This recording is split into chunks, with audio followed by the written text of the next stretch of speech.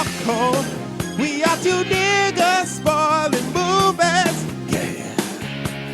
Brandon Collins, that's me, and Justin Brown for your movie needs. Media popcorn. Woo! You haven't seen it, well, we're gonna spoil it. Spoil it in your face. That's your warning. So if you get pissed, it's all your fault.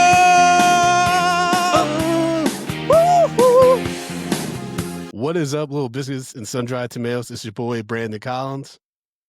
Guys, it's Justin Brown. And we are Medium Popcorn spoiling movies. But you already know that because you heard Justin's velvety song and my crazy ad-libs that were inspired by a person that should not be named anymore because, you know, all that stuff.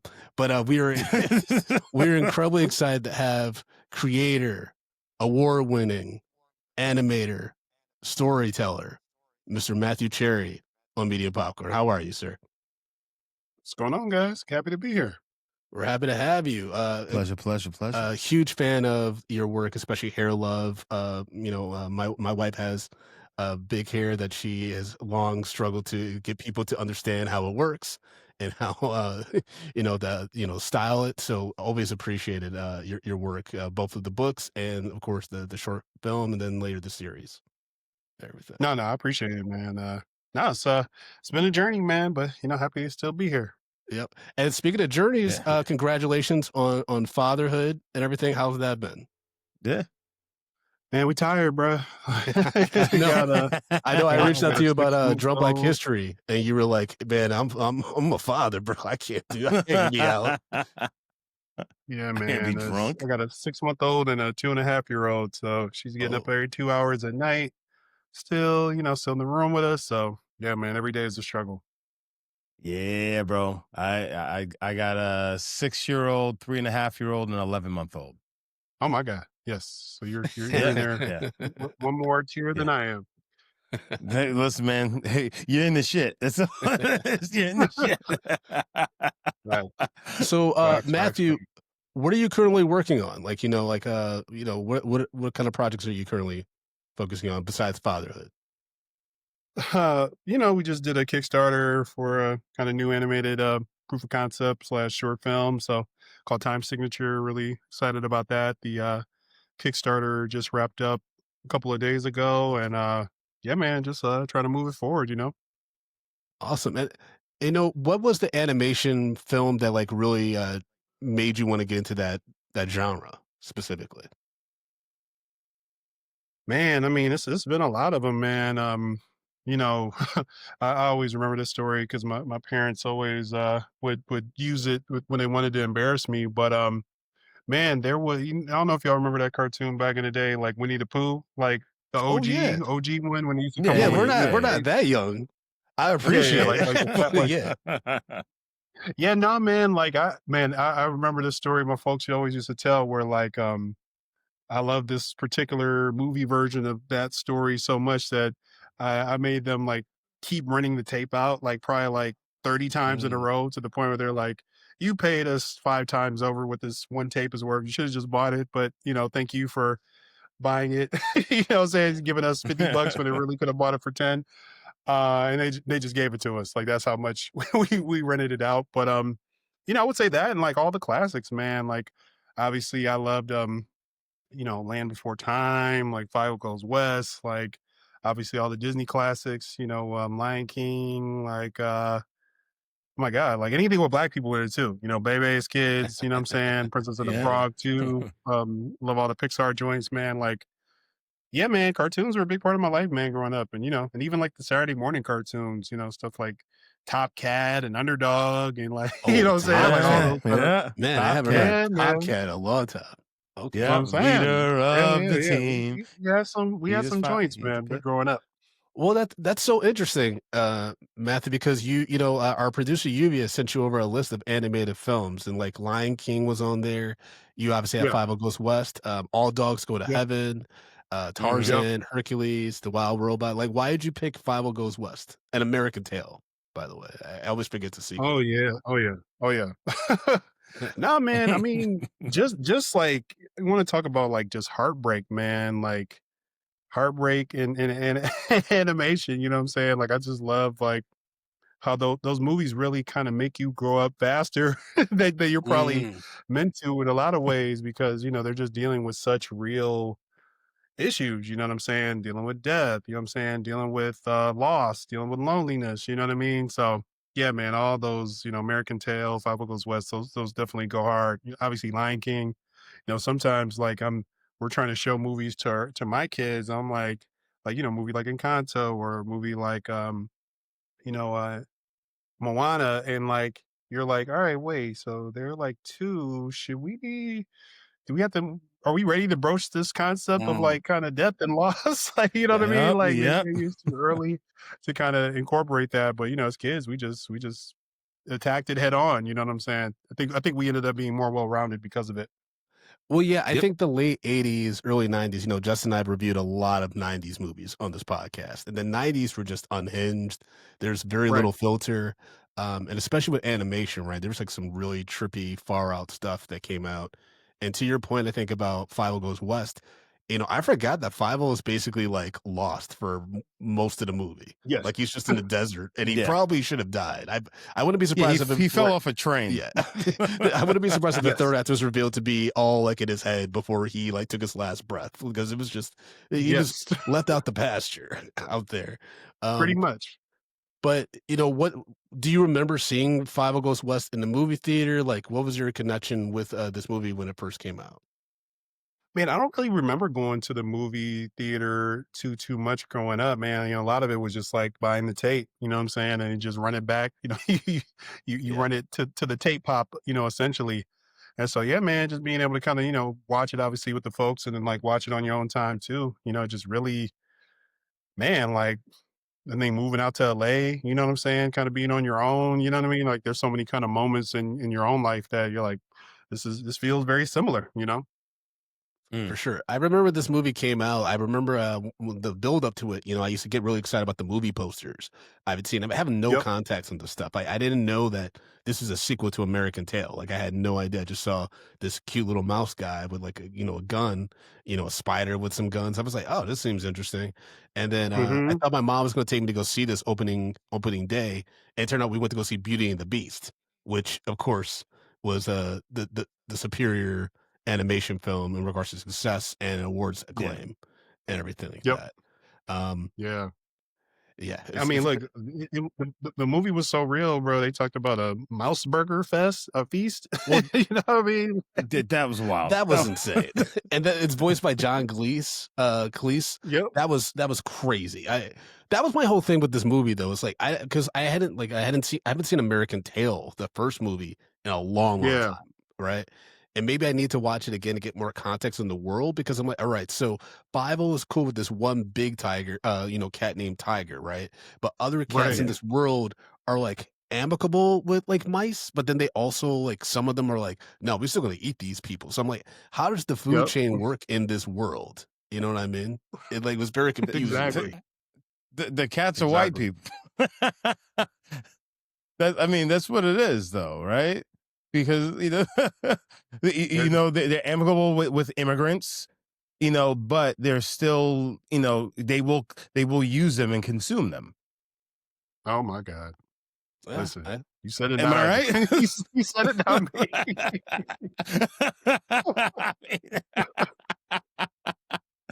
We'll say that It's just the cats were America. colonizers, whoever they may be.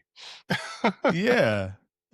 yeah. Okay, I don't know if I Did don't you know not if the catch writer. that, Brandon? Well, I don't know if the writer Flint Dial was really locked in like that. I mean, this is a person Oh who no, not wrote at all. the animated Transformers, GI. Because you have to think about the writer and like what this is. I know, but I think it's like the cats are playing like the fat cats, like the rich and Yep. powerful is like they'll play both sides, but all in all, they're ready to consume people and anyone they could take advantage of. The smaller man also, especially an immigrant, because they're immigrating to the United States. It's like, hey, Right. come west for the riches and everything like that, but we're taking advantage of you and we're also going to get rid of you. Because if you're looking at the time frame of all of this going on, you had a lot of Asian immigrants coming in, and from China and stuff and such like that, and immigrants coming in from all over the world. Yeah, but the evil Right. cat Wall is British. You know what I mean? Yeah. I mean, And who were like the dukes and who had lots of money in the United yeah, States I at get that it, I time. get it, I get it, Yeah. Well, I mean, look, as white writers have stumbled into a lot of allegories, man. When you think of like a Goofy movie, you know what I'm saying? Like even it can Doug. happen. Yeah, even Doug. I Yeah. remember when I first got to LA, I was wearing this shirt that said Patty Mayonnaise was black. And I happened to be at an event where one of the writers from Doug was there, and he was like, Oh "That's an my interesting shirt. Tell me about that." And I was talking about, oh, there's a discussion, especially in the black community, but like, Patty's black, and then like Skeeter must be Guyanese, something like that. And he's like, "That's so funny because in the writers' room we didn't even talk about race." And I was like, "Well, that's insane." I was like, Yeah. that's crazy. But also, if We you're in an infer all-white writers' green. room, you're probably not thinking about the things that you're adding in. It's like the same thing for, I'm sure, the writers of Power Rangers outside the color Right. coordination. They were like, "Oh, we don't really," Yeah. you know. Speaking of that though, bro, like that was wild, man. They were literally like the black dude should be the Black Ranger, the Asian dude should be. It was like, come on, bro. Not even that though. Like the black dude was just dancing before he would fight. It was insane. Yeah. literally had a top hat and the watermelon under his arm. Like what are you guys doing? It was insane. While we wait for Matt to join us back, so it's in New York, right? Yeah. Okay. Yeah. Okay. Got it.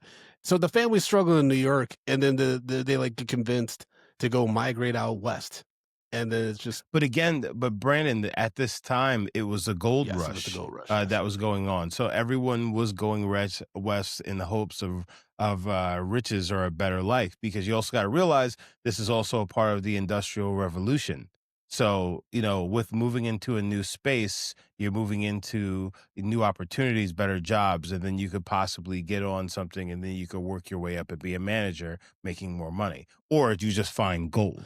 Got it. And correct me if I'm wrong. I mean, Justin, you're not this big of a movie nerd, but I'm trying to look it up. Is that why they had Jimmy Stewart play the voice of Wyatt Wiley Burp?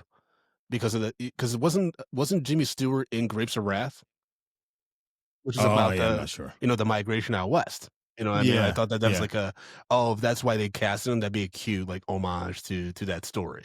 Yeah, I mean, that would be pretty cool, but I mean, I don't know if they really thought that far into it. I can see it because Steven Spielberg apparently he's the one that stepped in to direct James Stewart's voice acting in this movie, even though he went uncredited as the director. So I'm sure there's some kind of like sentimental connection as to why he did the voice. Because that dog character was also kind of crazy. It was like, well, I mean, it's a retired like marshal, and it's also like Wyatt Earp, kind of thing. So like, it was playing off of a lot of things that were going on in the country at that time. Yeah, right. Also, I might be mistaken in regards to Grapes of Wrath, possibly. But anyways, yeah, so they migrate out west, and then like you said, Fievel gets knocked off the train, and that was crazy. So the one real big question I had was, why was this spider trying to eat this mouse? Everybody's trying to eat. I know, but he was a henchman, But it's just like, how is a spider eating a mouse unless it's like a tarantula? They hinted that the younger the mouse or whatever, like the tastier they are. Because remember when like the evil cat Walls like buttering him up and like talking about he's gonna be like a little sushi, thing or whatever. I think like in like that he was talking about how like tasty young ones are, which is mad creepy. Again, the 90s this is 91, baby. Like the 90s, like the writers were just doing lines and saying, "Woo, how crazy can we get?" MPAA, fuck you. They're like, they just didn't care, man. It was like, because this cartoon, like, it's weird because it feels like nothing really happens, but it's also like to Matthew's point earlier, like it's pretty dark, actually. Like I thought there's gonna be like a lot more fun.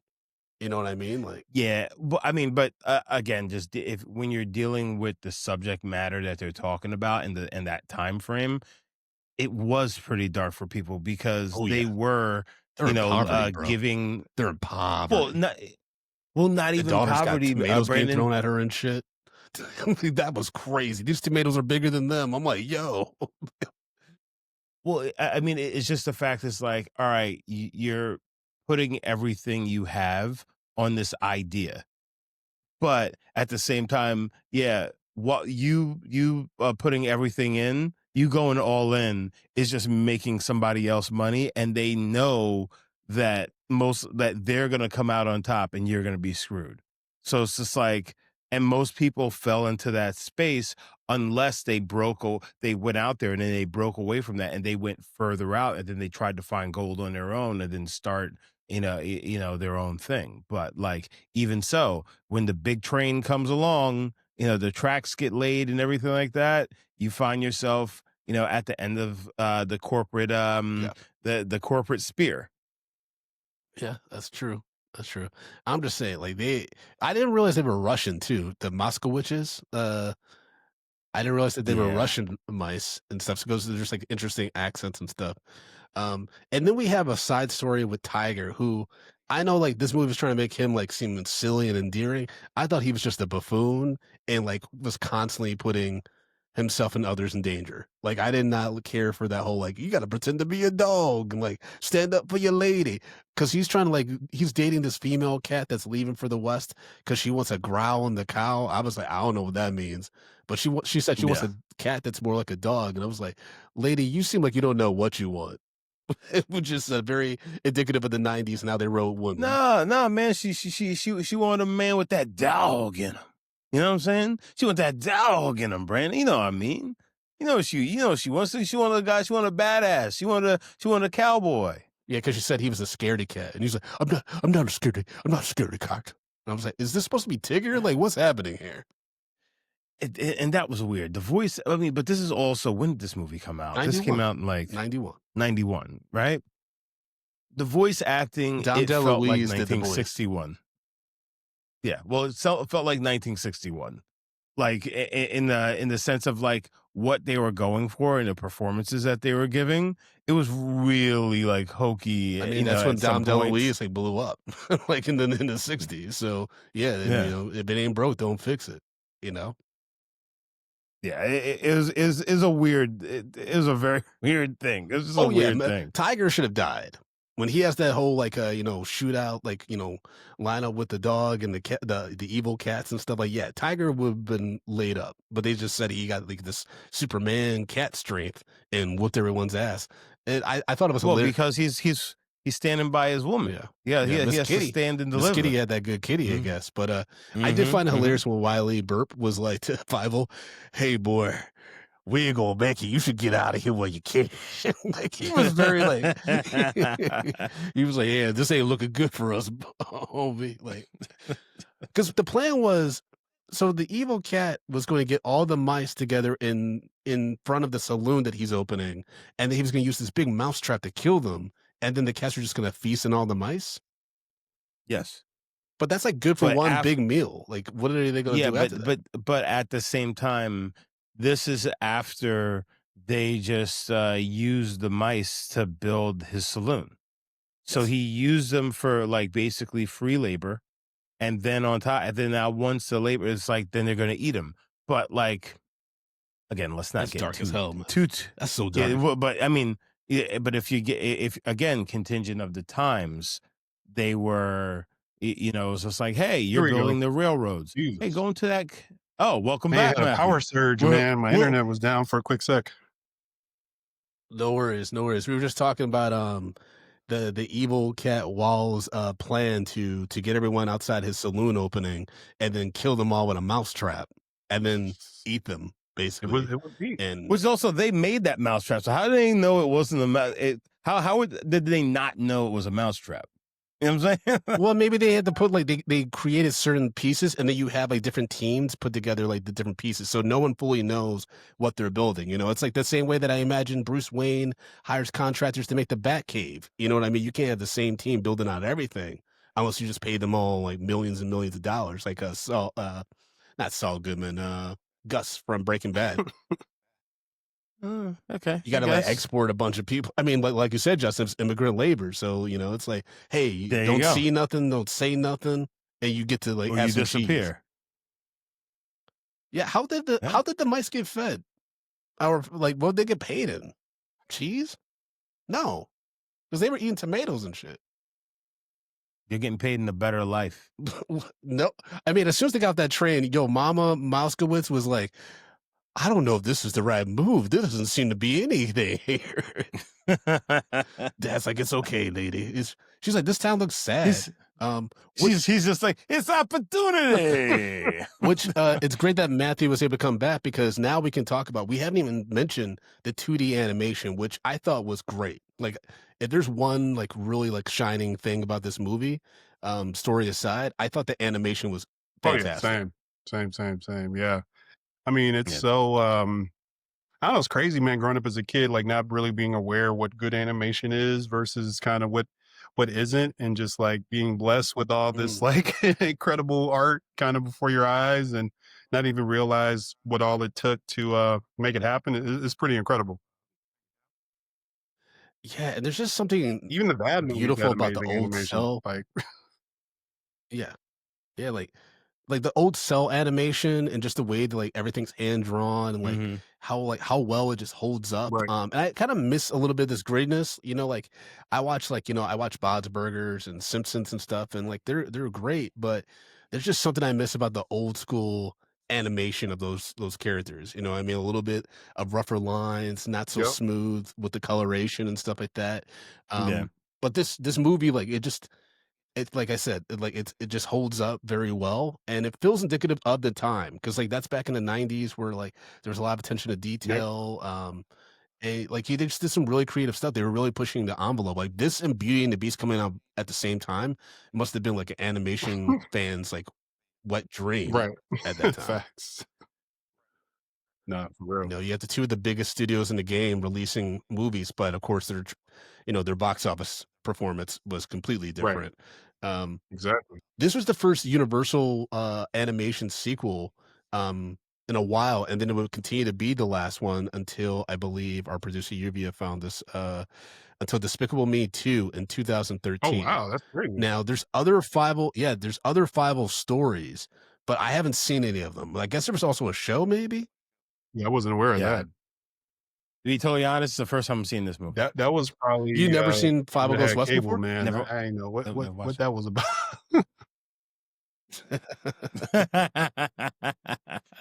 Yeah, like it's interesting, because I don't remember watching much of this. Yeah, and then the creator Flint Dial and Steven Spielberg would go on to work on Tiny Toon Adventures. Okay. You know what? I forgot about that. Yeah, Tiny Toon Adventures. That was my shit back in the day. Yeah. So basically, apparently, this was Steven Spielberg set up this studio to keep everyone working after they did Who Framed Roger Rabbit. So this has like the same animation team from Who Framed Roger Rabbit that went over and started working on this. Yeah, Amblimation. Which is interesting. Amblimation, which is a subset of Amblin Entertainment. Yeah. Interesting. I don't think they did much after that though. But I mean, what's so wild is like, and Matthew, let us know like your thoughts. Is like, we were talking about the story. Like, it seems very straightforward, but for some reason, like it felt like a lot of things were happening, but actually nothing really happened. Right? It's just like the villain had like this over the top like plan, but then it was kind of like it didn't quite make sense, because it's kind of like a Scar's plan, right? Scar's like, I'm gonna use all the lionesses to get the food for us, you know, me and the hyenas and stuff, and we're gonna pillage the whole Pride land.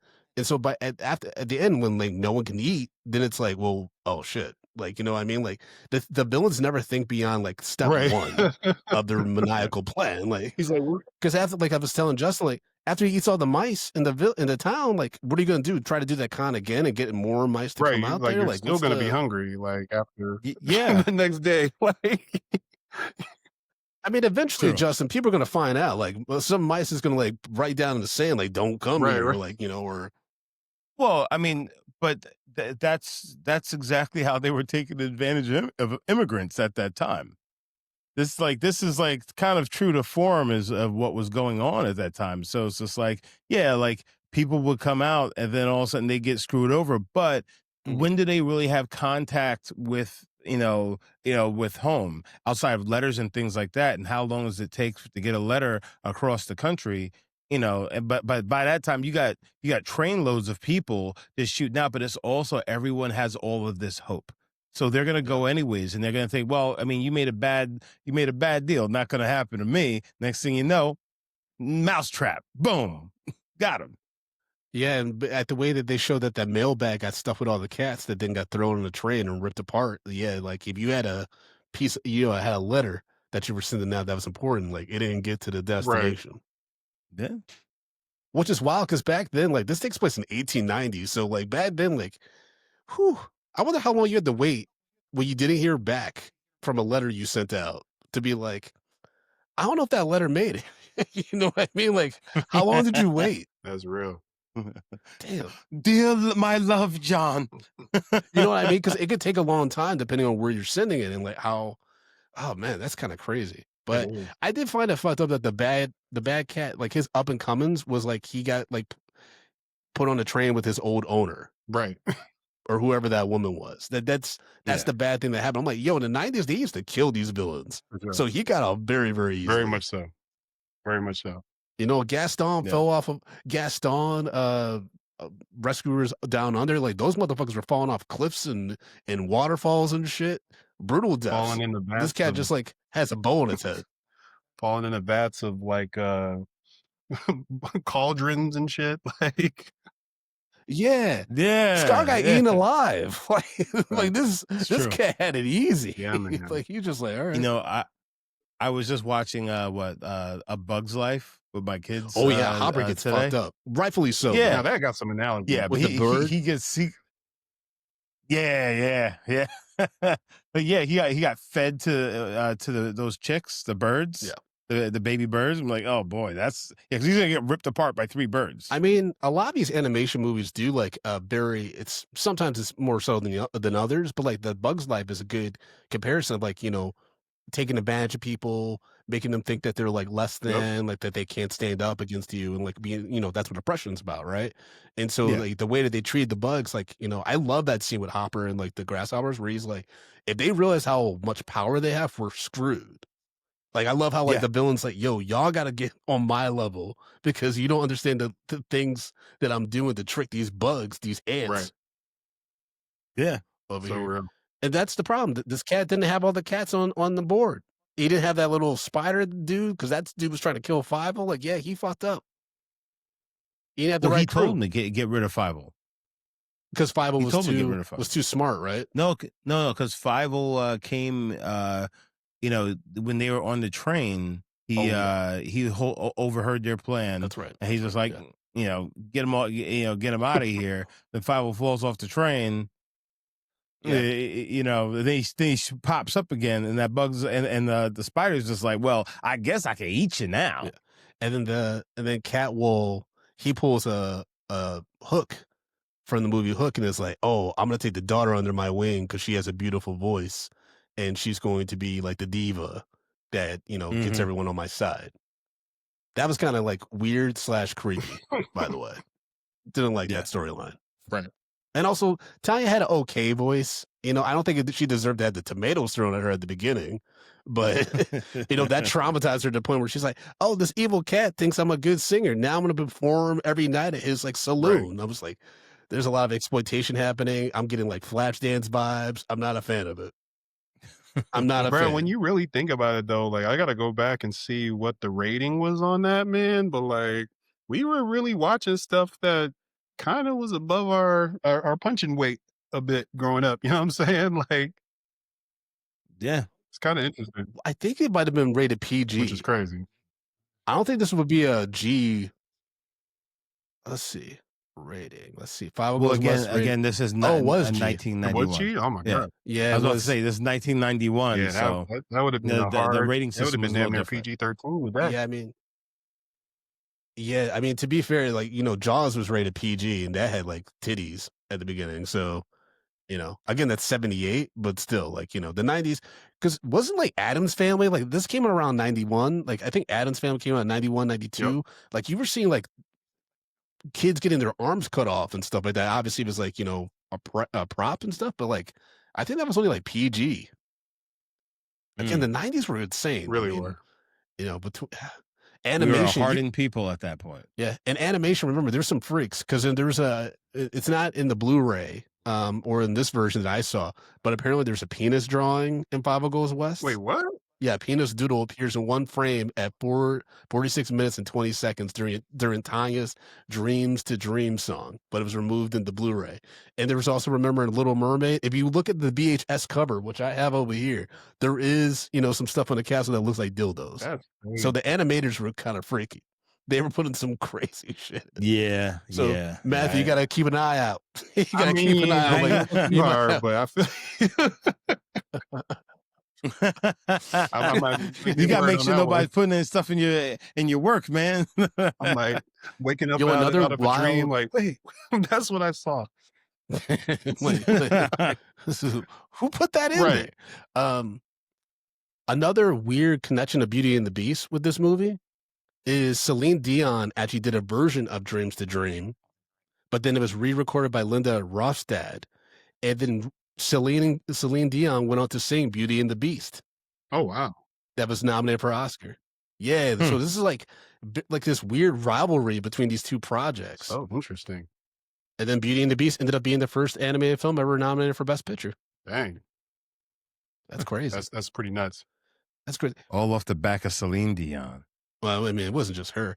And this is also I'm James just- Stewart's last film. Damn. Okay. I didn't know that. Man, John Cleese also turned down the role of Cosworth in Beauty and the Beast to voice Cat Wall. Wow. feel like he could have Dave, did so both. this is these two animated projects.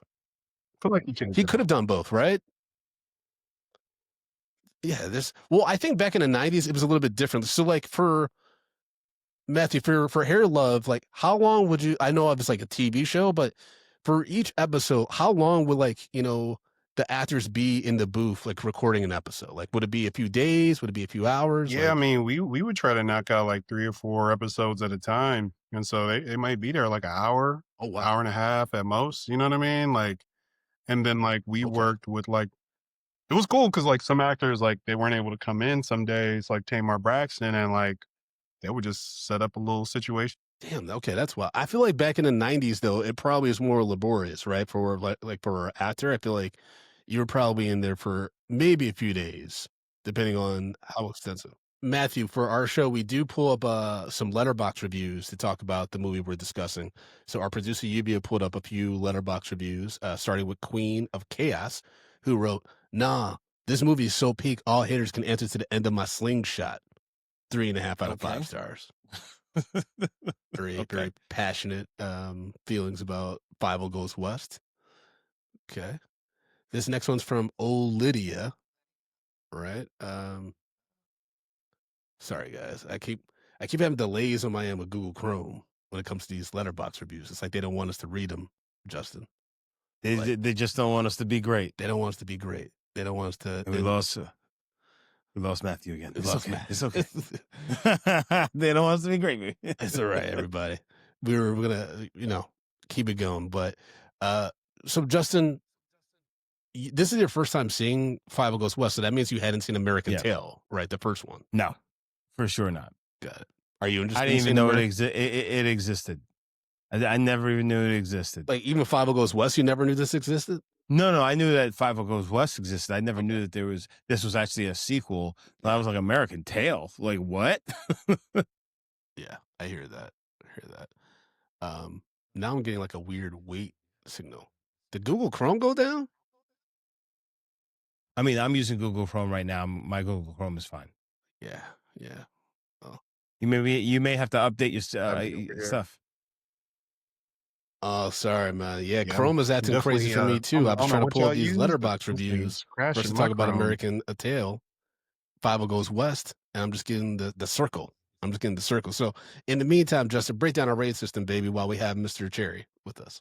Okay, stop calling me baby. So way we do things, we rate movies bags of popcorn, small, Here we go. medium, large, and the XL40 exceptional. If a film doesn't deserve any hot, buttery, delicious popcorn, we throw it into the stale popcorn pile. We pile piles and Okay. piles of stale popcorn on top of it. So we sat down and watched An American Tale 2, technically, Fievel Goes West, with a huge cast of voice actors in here, Jimmy Stewart and such, John Lovitz, which crazy that John Lovitz was Where in was this. he? He's still working Which today. character was he? I have John Lovitz. I didn't recognize his voice at all. T.R. Chula. Yeah, he must have been one of the random cats or something because I did not recognize. Like he's such a very specific voice. I didn't recognize any of it. Yeah, he had to be one of. Okay. The water tower. No. He's the what you call it? The spider. Oh, that's him. Oh, that was a little different. That's him. Oh, interesting. Yeah, it was very much different. Yeah, I didn't recognize. Yeah, I didn't catch that. But Mr. Matthew Cherry, what say you, sir? Yeah, that's crazy. I think you might have to clarify the ratings again because we went on a little. Yeah, we kind of. Okay, cool. Yes. Oh no! I know what it is. Is that what you're asking? You want me to rate it? Yeah. I mean, I would give it an XL. You know what I mean? Like XL. All right. I would XL it. Matthew Cherry dropping at XL. Brandon. Yeah, I'm gonna. Yeah.